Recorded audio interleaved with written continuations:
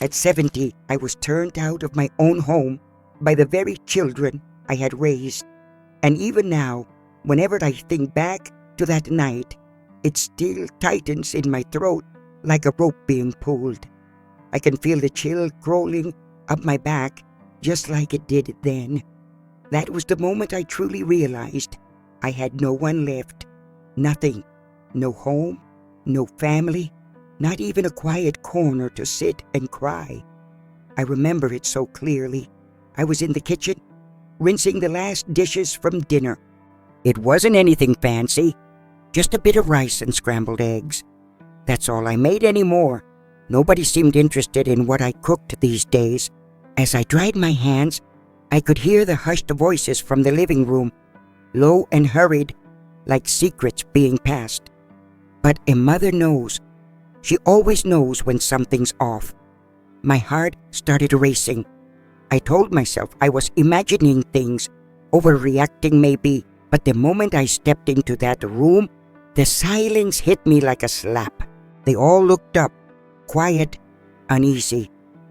My daughter avoided my eyes, stared at the carpet. My eldest son folded his arms across his chest, taking a deep breath. And it was the youngest, the one who used to cling to my apron strings, who spoke first.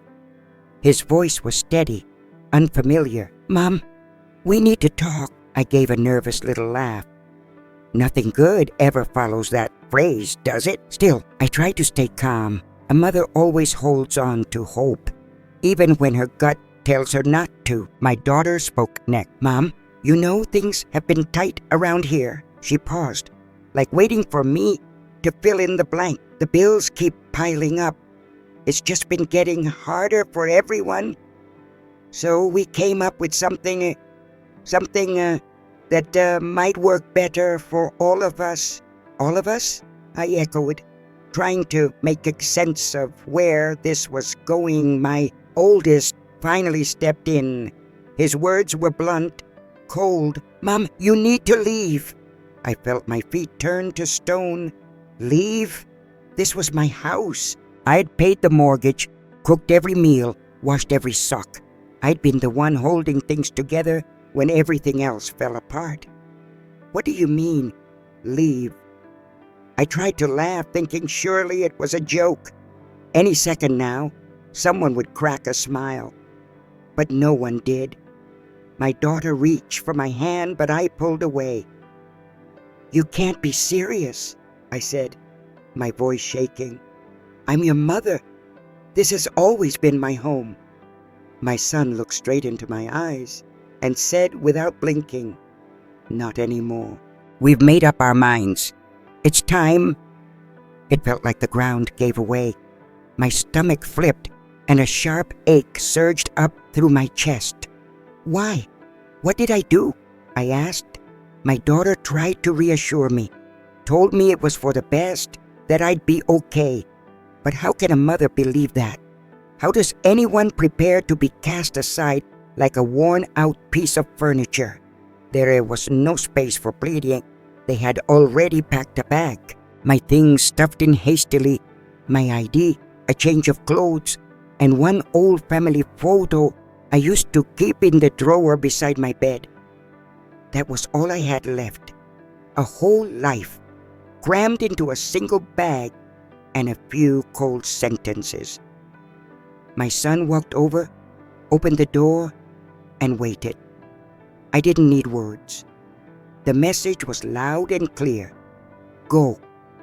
There's no room for you anymore." The night was bitter. The wind cut through me like blades.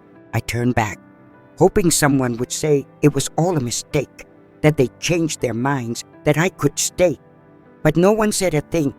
They just stood there, silent, watching. So I walked out. The door shut behind me with a sharp, final thud. That sound, so small, yet so cruel, hit me in the chest like a punch. I stood there on the cold front step, gripping my suitcase, tears blurring the porch light. And that's when it sank in.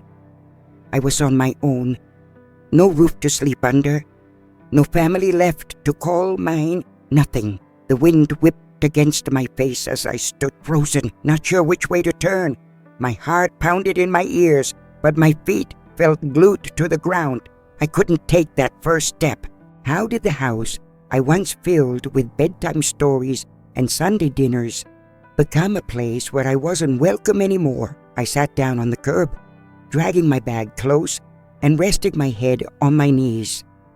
I wanted to cry, but even my tears felt stuck, like they'd given up too.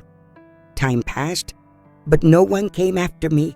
No voices called out, no door cracked open, no hint of regret echoed behind me. This was real. I was truly alone. I forced myself to stand, shaky and aching, and started walking.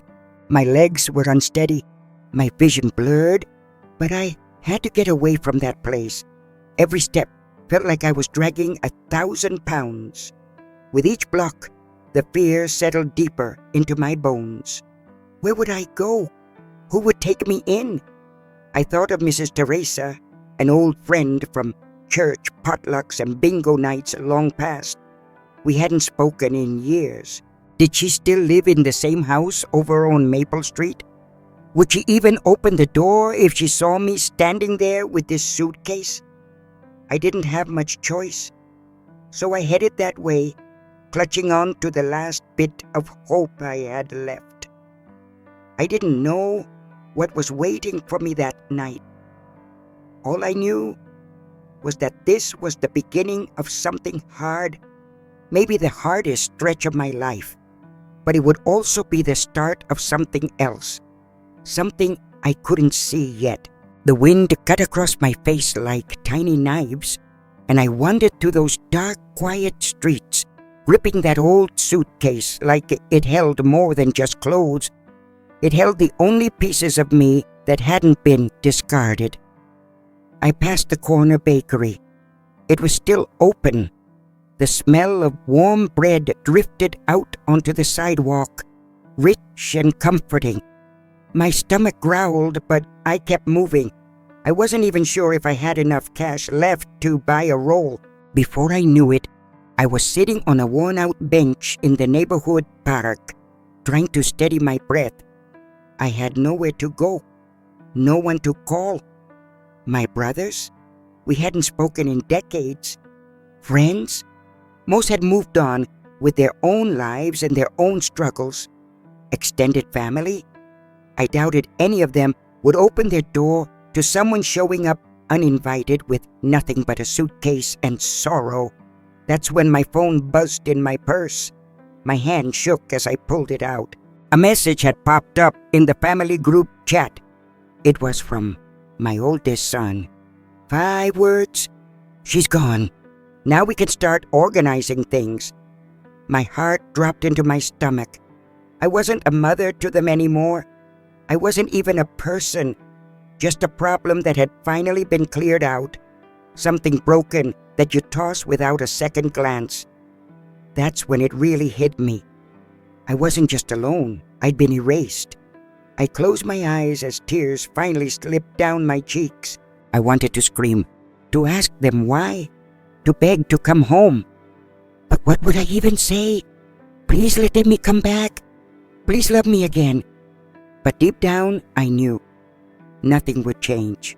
They'd made up their minds, and I was no longer a part of the picture.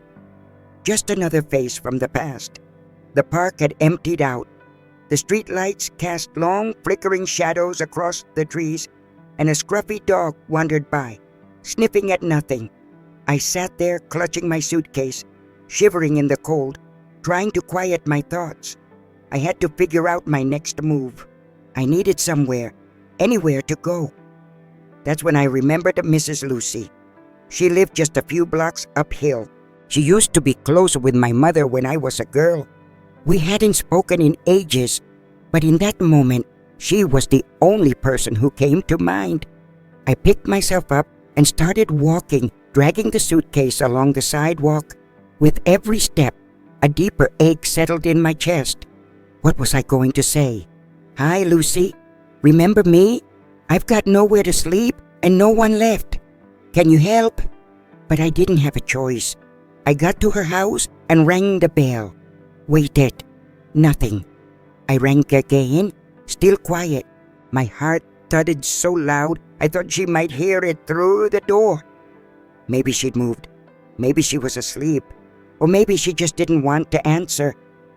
And then the door creaked open. Mrs. Lucy blinked in surprise, her eyes scanning my face. "Helen?" she said, as if trying to make sure it was really me. I tried to smile, but my cheeks wouldn't cooperate. "It's been a while," I said, my voice thin. "I'm sorry for just showing up like this." She glanced at the suitcase in my hand, then back at my face. "Come on in," she said softly. I hesitated, embarrassed. "Only if I'm not a bother." She opened the door wider and stepped aside. The house smelled of coffee and something old and comforting, like cedar wood and hand cream from another time. I sat on the couch, tugging at the hem of my shirt, unsure how to begin. She didn't press me with questions. She disappeared into the kitchen and returned with a warm mug of milk and a plate of toast. "Here, eat something." The moment the scent of the milk hit me, I realized just how empty my stomach was. I ate slowly, trying to keep it together, but somewhere between bites, the dam broke. I told her everything. I spoke about the cold words, the way I was shut out of my own home, the silence that followed. I told her how I had no one left, that I felt invisible, forgotten. She listened quietly, just nodding now and then or letting out a deep sigh. When I finally finished, she reached over and held my hand. "Helen, I don't have much," she said, "but I won't let you sleep out there. You can stay here for a few days, just until you figure things out." I didn't know what to say. I whispered a thank you, because my throat was tight with emotion. It was humiliating to be in this position, but knowing someone still cared, that lit a small candle of hope in my heart. The next few days weren't easy. I got up early every morning, helped Lucy around the house, did the dishes, swept the living room, folded laundry. She kept telling me I didn't have to, but I couldn't sit idle. I didn't want to be a burden. Still, as each day passed, I felt more and more out of place. Not because she made me feel unwelcome. She was nothing but kind, but because I could see it in her eyes. She had her own worries, her own quiet burdens. I needed a plan. One night, I sat on the edge of the small guest bed and picked up my phone. I started searching for women's shelters and support services. My fingers trembled as I scrolled through the listings. None of them sounded right. I sighed and looked up at the ceiling. 70 years old, and I was looking for a shelter. How did it come to this? The days dragged on, and soon Lucy began to notice something was off. "Helen, you can't stay stuck like this," she said gently one morning. "You've got to take a step forward." "I know," I answered, "but where would I go?" She paused for a moment, then let out a quiet breath. "I have a friend who works with the local outreach program. They help women in crisis." I could talk to her. For the first time in what felt like forever, something inside me lifted. "You'd really do that for me?" I asked. She smiled. "Of course I would, Helen. You don't deserve to be left out in the cold." And just like that, I felt my chest tighten. But not from sorrow this time, from something close to hope in some strange way. It brought me comfort, knowing someone still cared enough to help. But the comfort came with a bitter aftertaste. Because the ones who should have stood by me, my own children, never did. That realization stung more than anything. And so, my life was about to shift once again. Though I didn't know it then, That moment marked the first quiet turn towards something new, even if I couldn't yet see it. I was still in disbelief, still numb. The days blurred together. I walked through them like a ghost, lost somewhere in a city that didn't feel like mine anymore. No home, no family, no one left who called me Mom. Inside Lucy's house, everything was peaceful, but inside me, it felt like a storm had settled in for good. I would wake up before sunrise and just sit in the kitchen, staring blankly at the wall, trying to piece together how my life had unraveled so completely. Lucy tried, bless her, to lift my spirits. A warm breakfast, a muffin fresh from the oven, a gentle pat on the back, and the same soft promise, it's going to get better. But I couldn't see how. I was 70 years old with nothing to my name, no roof of my own, no family who wanted me. One morning, she pulled out a chair and sat down across from me. "Helen, honey, you've got to fight," she said. I shook my head slowly. "Fight for what, Lucy? Another child to turn me out like garbage?" She let out a long sigh. "Stop it. There's still time. You're not done yet. You can rebuild." I let out a hollow laugh. Rebuild? With what money? What strength? My voice was barely more than a whisper. She took my hand. "I talked to a friend. She's with a group that helps women get back on their feet. They could help you too." I sat there for a while, saying nothing. A charity program. That's what I'd become, someone who needed help just to survive. It was humbling and painful, but what choice did I have?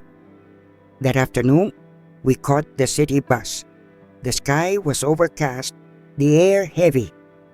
Even the sidewalks seemed more gray than usual. I felt like I was carrying bricks in my chest. Every heartbeat reminded me of everything I'd lost. We got off near a stretch of aging buildings, brick walls chipped from time. The sign in front read, "New Start Women's Center." My stomach turned. I never thought I'd end up in a place like this. A tall woman, with her hair pinned back in a neat bun, greeted us at the door. Her glasses sat low on her nose, and her smile was gentle, though her gaze didn't miss a thing. "You must be Helen," she said. "I'm Maya. Welcome." Welcome, as if I'd come here on purpose. She showed us inside. The space was clean and plain, but he well cared for. A small dining room, shared bedrooms, a sitting area with an old TV humming softly in the background. Women of all ages filled the place, some sewing, some chatting, others just staring into nothing, lost in thought, just like me. Maya walked me through it all. Meals, a bed, support. They could help me look for work, rebuild my confidence, find my footings again. But in that moment, all of it felt distant. I didn't want a new beginning. I just wanted a quiet place to breathe where it didn't feel like my whole life had been thrown in the trash. That first night was rough. The room was cramped, shared with 3 other women. The mattress was thin, the blanket barely kept out the chill, and the sounds of traffic slipped through the old windows, but none of it compared to the noise inside my head. I couldn't stop thinking about my children. Did they feel anything? Was there a second of guilt when they saw my empty chair? Or had they already pushed me out of their hearts as easily as they pushed me out the door? I cried into the pillow, trying not to make a sound. The next morning, I wandered into the dining hall for breakfast. As I sat down, an older woman with silver-streaked hair slid into the seat beside me. "You're new here, right?" I nodded faintly, not much in the mood to chat. She gave a small, kind smile. I'm Vera. Helen, I replied. She looked into my eyes, and for a moment, I felt seen. You think life's over, don't you? She asked, glancing sideways with a faint smile. I let out a sigh. If it's not, it sure feels like it's close. She chuckled quietly, like she'd heard herself say that same thing once. I felt the same way when I got here. Had a house, a husband, children, and then, just like that, it was all gone. I turned toward her, curious. What happened? She stirred her coffee slowly before answering. My husband passed. My kids sold the house. Didn't even tell me. Said I'd bounce between them for a while. But in the end, nobody really wanted me. I felt a sharp pinch in my chest. I know that feeling, I said softly. Her face turned serious. Then, hear me, Helen. We can lose everything. Our homes, our money, even our families. But we can't afford to lose ourselves. I didn't say a word. You're stronger than you think, she added. I wanted to believe her, but the truth is, it still felt like the world had closed in on me. Time moved slowly. At first, I kept to myself. I didn't have the energy to talk or make connections, but little by little, I began to open up. The women around me had been through things too. Some had been left behind by their husbands, others by their children. Some had spent decades married, only to wake up one morning with no one and nothing. But they were all here, trying, reaching for something that felt like a second chance. One morning, something unexpected happened. I was sweeping the courtyard when a voice behind me called my name. Helen? I froze. That voice. It felt like it had been buried in time. I turned slowly. There he was. Anthony. I hadn't seen that face in decades, but I knew it in an instant. My heart skipped a beat. He gave a small, unsure smile. What are you doing here? I let out a dry laugh. That's a long story. We found a bench and sat. I told him everything, from the moment my life cracked open. He listened, quiet, not once cutting in. When I finished, he sat for a moment, then said, Helen, you don't deserve any of this. I swallowed hard. No one does, Anthony. He scratched the back of his neck. I work with a nonprofit nearby. We help women get back on their feet. If you're open to it, I might be able to find something for you. My pulse picked up. You'd really do that? He smiled. Of course I would. You're not alone in this. And in that moment, for the first time in what felt like forever, I started to believe maybe, just maybe, my story wasn't over yet. The job at the motel came soon after, and even though I thought I'd never adjust, something started to shift in me. Those early mornings, the clatter of dishes, making breakfast for strangers who barely looked up. It was hard, but not the kind of hard that breaks you, the kind that builds something back. Mrs. Nair, who seemed cold at first, softened. One day, she looked at me and said, Helen, you pick things up fast, better than some of the young girls who've come through here. I just smiled and kept on working. After everything I'd been through, that job felt almost easy. When I got my first paycheck at the end of the month, my hand shook as I held the envelope. It wasn't much, not enough for rent or a full fridge, but it was mine, earned with my own sweat, my own effort. After all that time, I finally had a paycheck again. I left the motel and walked straight to the little market down the street. I picked up a basket and wandered the aisles with a strange, excited flutter in my chest. This time I wasn't counting coins to see if I could afford a loaf of bread. I picked up a few apples, a wedge of sharp cheddar, and a bag of the good coffee I hadn't tasted in years. When I paid for it with my own money, something deep inside shifted. I was taking back my life. As the days rolled on, I began to notice something. The old Helen, the one who accepted everything, who swallowed pain without protest, was slowly fading. In her place, a new woman was beginning to take root, a woman who had been through the fire and still stood, a woman who no longer saw herself as someone's burden. One afternoon, Anthony showed up at the motel again. He always found a reason to swing by, even if it was just for a quick hello.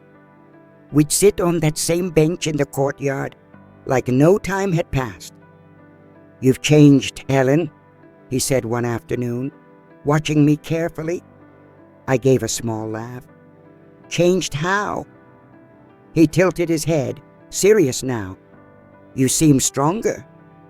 I didn't answer right away, but deep down I knew he was right. I was different in it, and that realization settled in quietly. He smiled like he saw it too. I stared down at the ground, thoughts spinning. "Anthony, how come you never married? You always stayed alone?" He let out a long breath. "Life took some turns, Helen, and somewhere along the way, I guess I got left behind." I looked at him, a heaviness settling in my chest. We always think we've got more time than we do, until suddenly we don't. We sat in silence for a while, just listening to the wind. Then he said something I hadn't expected. "Have you ever thought about leaving the shelter?" My heart skipped. Leaving?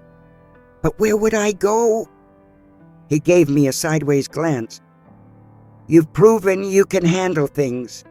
You don't need to depend on anyone now." I took a deep breath. He was right. I had come a long way, but I still didn't have a plan. That night, after I got home from work, I sat on the bed staring up at the ceiling. I couldn't stay at the shelter forever. It had given me a lifeline, but it wasn't where I wanted to plant my roots.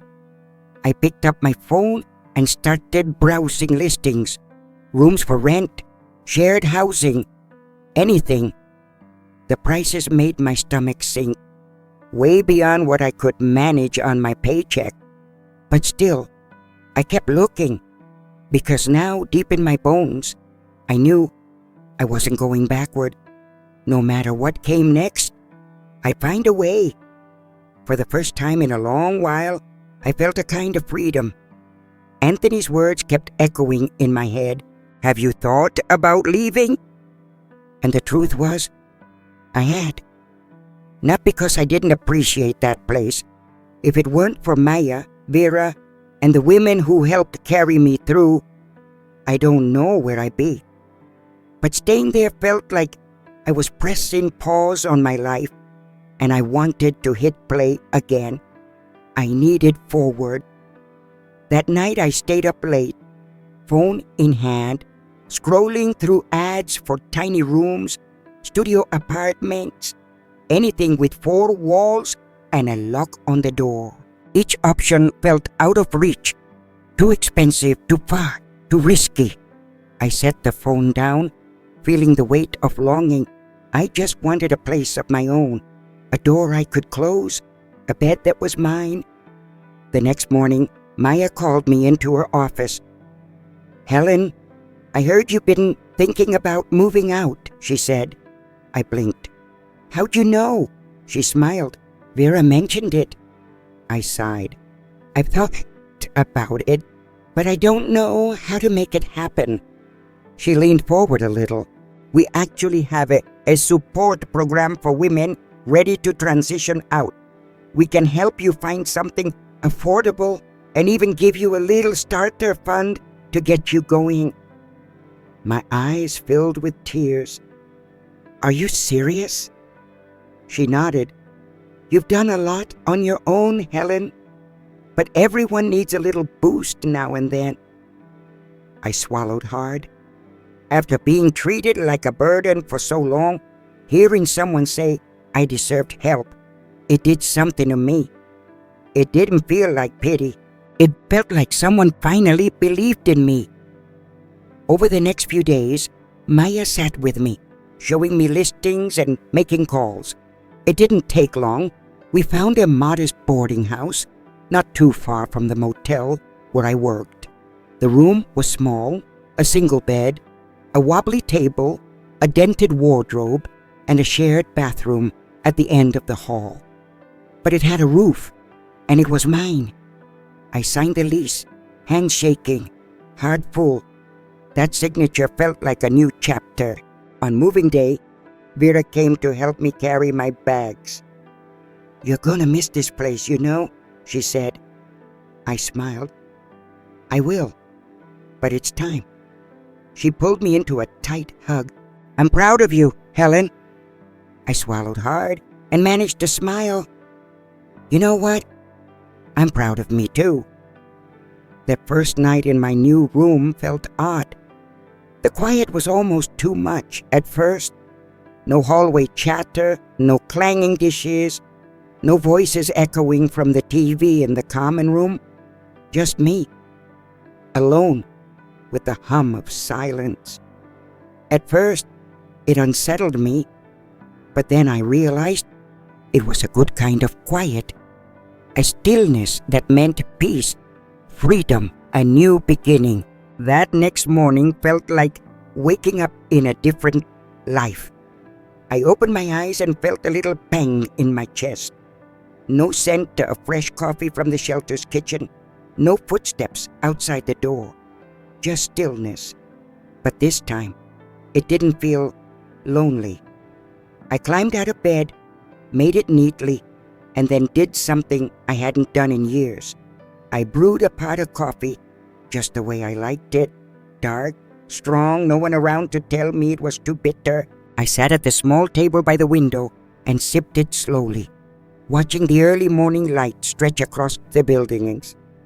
It was strange, a mix of fear and pride swirling in my chest. But I'd made it. I'd taken that step. I was standing on my own 2 feet. Work was going smoother than ever. I moved through my tasks without needing to ask questions, already knowing what needed to be done. Even Mrs. Nair stopped hovering.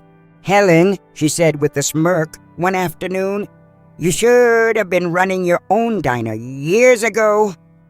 I chuckled. "I've been working my whole life, Nair.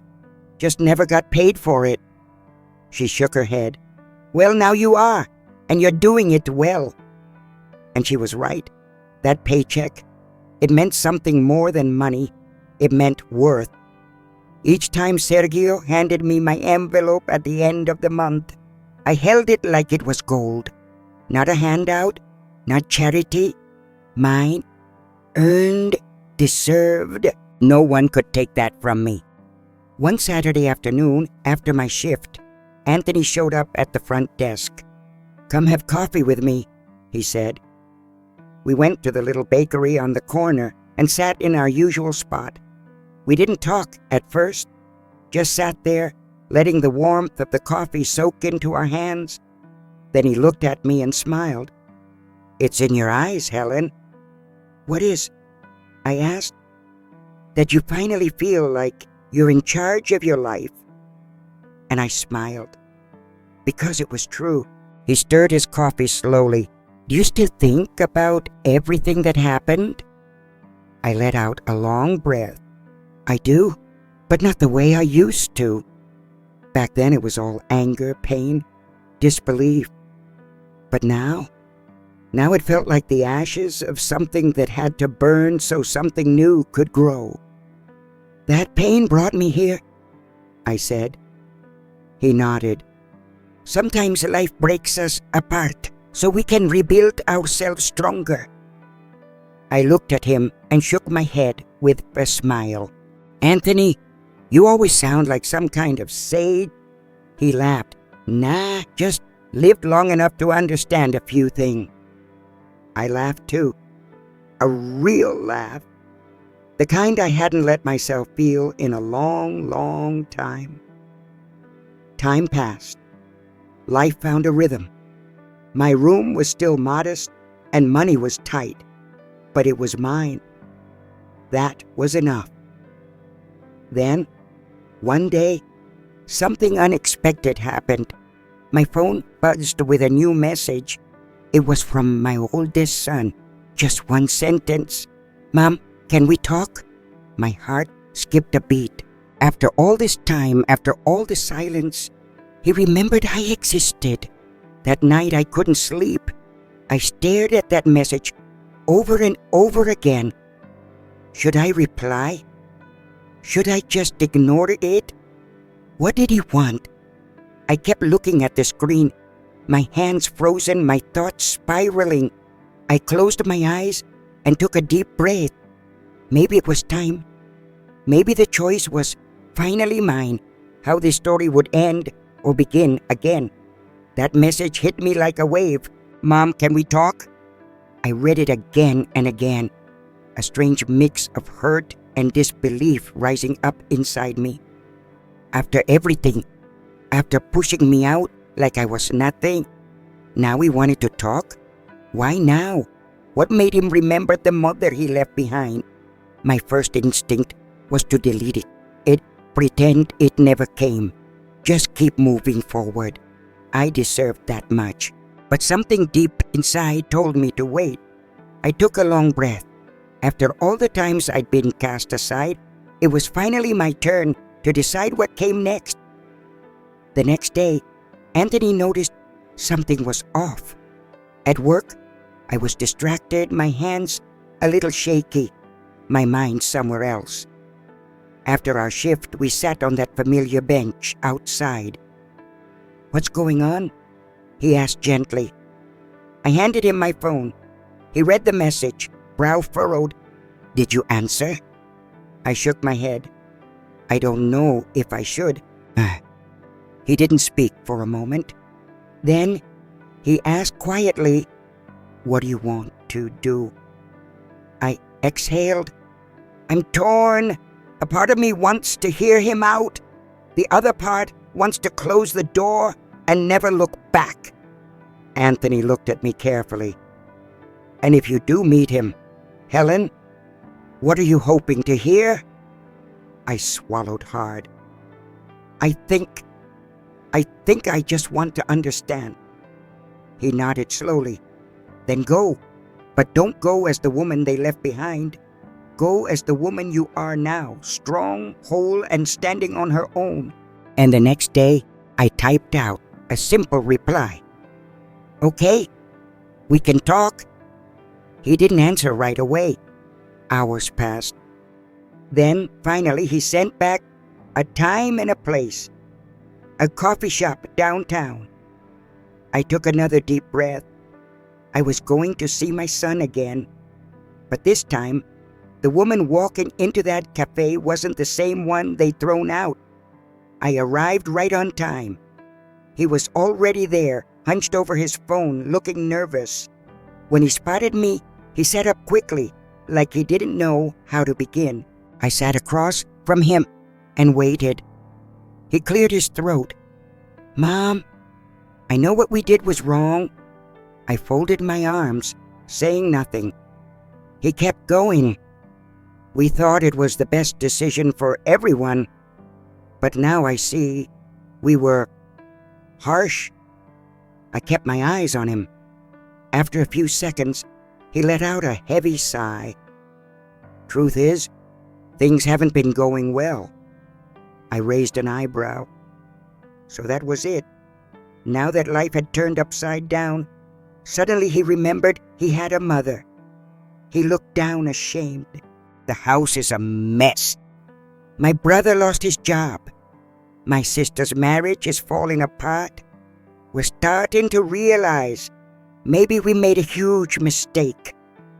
He paused, then added quietly, "Mom, we miss you." My chest tightened. A part of me wanted to believe him, wanted to reach across the table, hold him, and say it was all forgiven. But another part, the part that had cried herself to sleep in a shelter, the part that scraped herself off the ground and learned how to stand alone, that part knew better. I stayed quiet for a moment. Then I looked him in the eyes and said clearly, "You threw me out like I didn't matter." He swallowed hard. "I know." I shook my head. "No, you don't. You don't know what it's like to fall asleep, not knowing where you'll wake up. You don't know the shame of walking past people on the street, wondering if they can tell you don't have a place to go." He lowered his gaze. The tears stung behind my eyes, but I didn't let them fall. That conversation stirred a lot in me, but I wasn't the same woman who had walked out of that house in the dark. I had built something from nothing. I wasn't about to give that up. I looked at him, calm and steady, and said, "I forgive you, all of you, but I'm not coming back." His eyes widened. "Mom, we need you." I gave a small, quiet smile. "Then you should have thought about that before you shut the door in my face." I stood, picked up my bag, and walked away. Only this time I wasn't being kicked out. I was choosing to leave, and I had never felt so free in my entire life. On my way back, I ran into Anthony. He looked at me like he already knew what had happened. "So?" he asked. I smiled. "I chose myself." His eyes lit up and he smiled right back. "I'm proud of you, Helen." And for the first time, I was proud of myself too. Walking out of that cafe without turning back felt like reclaiming a part of myself I thought I had lost forever. For so many years, I lived for my children. I gave them everything, put their needs before mine, always. I poured myself into being their mother, and in the end, they cast me aside. But life, in its quiet, surprising way, came full circle. This time I chose me, and suddenly my heart felt lighter. The past stopped weighing me down. I kept working at the motel, doing what I'd always done. But in nights with a quiet fire in my eyes, even the women at the boarding house noticed. "Helen, something's different about you." I just smiled, because they were right. One afternoon, Anthony showed up again, this time holding a steel piece of paper. "There's a new place around the corner," he said. "They're doing a soft opening dinner. Want to come?" I blinked. "Dinner? Like the date?" He laughed. "Something like that." My cheeks flushed. It had been years since anyone asked me to go anywhere like that. But why not? I deserved to say yes. That night felt like a dream. The food, the soft lights, the gentle hum of conversation, and Anthony. We laughed, shared stories, opened up about things we hadn't said aloud in years. And then, right in the middle of dessert, he reached across the table and held my hand. His voice was low, but steady. "Helen, I really admire the woman you've become."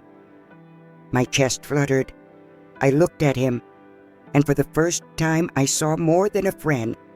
I saw someone who had stood quietly beside me through the hardest parts of my life. Someone who saw me. And in that moment, I realized something. It wasn't just that I had survived. I'd found a chance at joy again. The months that followed changed everything. I kept working, but now with purpose. I started saving, moved into a better apartment, and finally began traveling into places I had only dreamed of before. And yes, Anthony and I were together, but not because I needed a man, because I wanted someone who saw me, loved me, and respected me. Because now I knew my worth, and no one would ever make me forget it again. Then one day, my phone buzzed. It was a message from my daughter.